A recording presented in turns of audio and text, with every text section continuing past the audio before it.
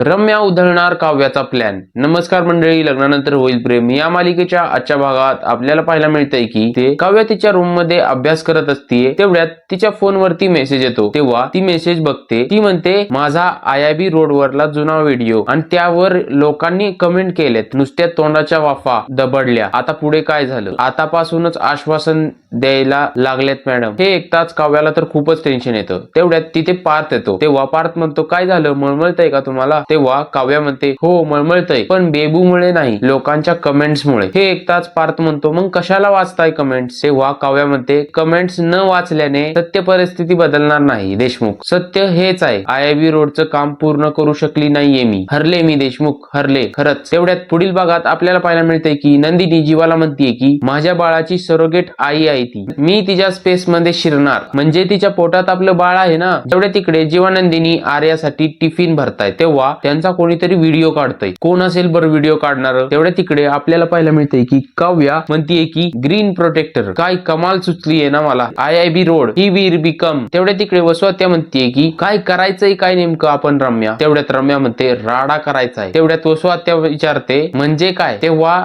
रम्या सांगते त्यांना झाडं लावण्यासाठी मातीची गरज पडेल, आपण त्यांच्या प्रयत्नांची माती करून टाकायची. तेवढ्या तिकडे आपल्याला पाहायला मिळते की पार्थ आणि काव्या आयआयबी रोडवर छोटस झाड लावतायत. त्यानंतर ते झाड लावल्यानंतर काव्या हात धुतीये आणि त्यानंतर ती बघतीये, तर त्यानंतर काव्या म्हणते तुम्ही बोलवलेत का यांना देशमुख? तेव्हा पार्थ म्हणतो मी नाही बोलवलं. आता पुढे नेमकं काय होईल तुम्हाला काय वाटतंय? कमेंट बॉक्स मध्ये नक्की सांगा.